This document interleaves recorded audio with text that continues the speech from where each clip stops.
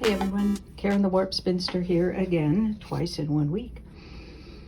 I have been reading all the comments on the video that was published yesterday on the Confetti log cabin, and thank you all so much. I am grateful for your comments and suggestions, so keep them coming.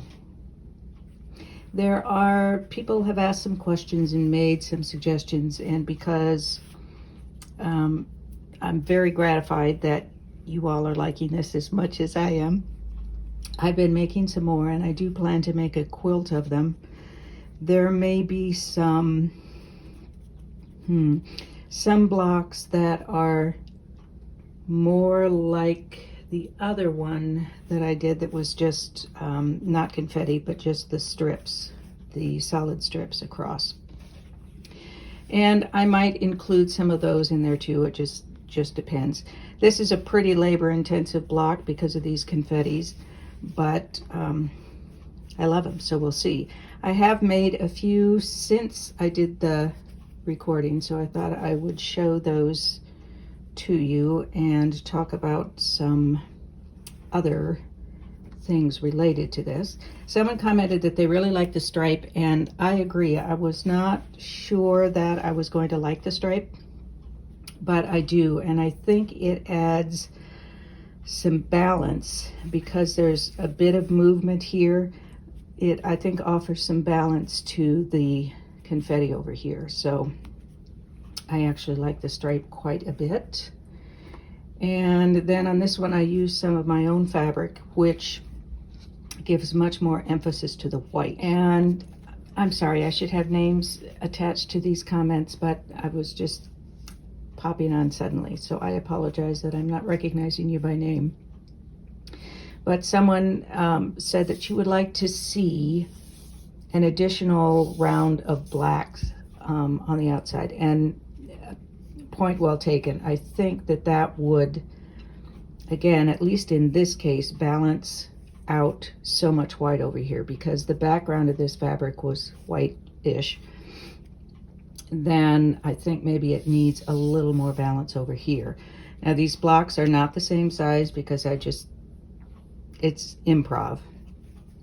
So they are probably not going to make a well-defined log cabin pattern such as you might see with a traditional style of doing this, but I think I'm all right with that. We'll see how it goes when I get to the point where I'm putting these together. So I think another round of black here would be fine. These are all just 2 rounds of each on each side, and I could certainly make them larger. I could certainly make them smaller and have just 1 round to add a little variety and interest when I start putting them together, or add more rounds to make them larger. We'll again see how that goes. And then this one that has a kind of a wild plaid, which came from a cave jelly roll, as I recall, one that I had downstairs. And I really kind of like the effect, except that on the other stripe here, you can see that the stripes were horizontal, so it was more obviously a stripe. This one, well, it was a plaid actually. This one a little less so, so I'm getting an awful lot of green up here and down here and more orange here. But it is broken up with other bits of color, so I think it's okay, and I love wild plaids anyway. One of you had commented that it would be fun to see different fabrics in these stripes, and I agreed, so that's what I'm doing. It would also, I think, be fine to have the same fabric. It's just what kind of style you want to see. Someone also thought that, or said that she thought maybe she would just use solids here, and that would be a great look too.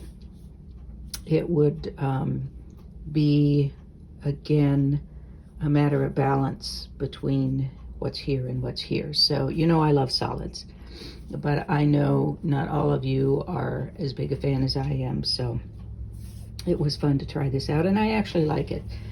For what I'm looking for, I think that will be fine.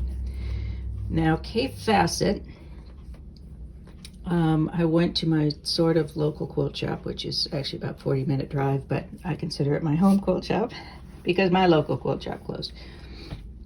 I got a jelly roll of Cafe, and can we just admit here and now that I will never get a job rolling up jelly rolls because I'm really bad at it. So there are a variety in here, of course, and I know I'm not going to use all of them. My sense is that some of them are, do I want to say, too dense or too intense or something for what I have going on so far. So you can see there's some kind of lightness and airiness about these so far.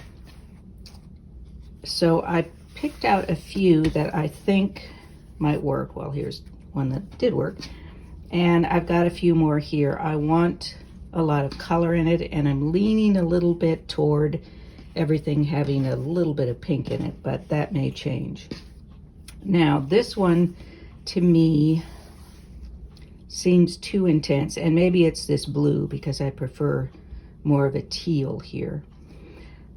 But it may be, since this is in some ways a scrap quilt because I'm using different fabrics with the white. You know, with scrap quilts, if you have enough of a light kind of fabric, whether it's a color or type of print or whatever, then it will mix in just fine. It's when you have one that's glaringly different that kind of offends the eye, shall we say. But if you put enough of them together, then they'll look as if they all fit. So that may turn out to be the case with Cafe fabrics.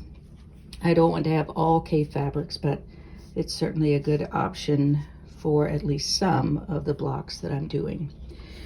So there is, yesterday I posted a short reel on my Instagram account, which if you're on Instagram, you can check that out, for these four together.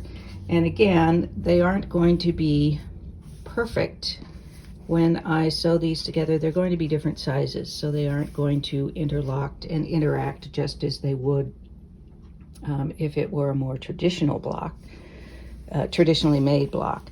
But I think the contrast is so high between the dark and the light, I think you'll still get that effect even if they aren't perfectly lined up and matched up. So anyway, thank you again for your comments, and I'm pleased that so many of you like this block as much as I do. Next week, I don't know, probably won't continue with this because we've covered this. There may be something else that I will do with Log Cabin, not sure yet, but I do like trying different variations or different ways of doing traditional blocks, so we will probably pursue something like that. But good to see you again. I will see you next week, and I hope you'll join me there. Keep the comments coming.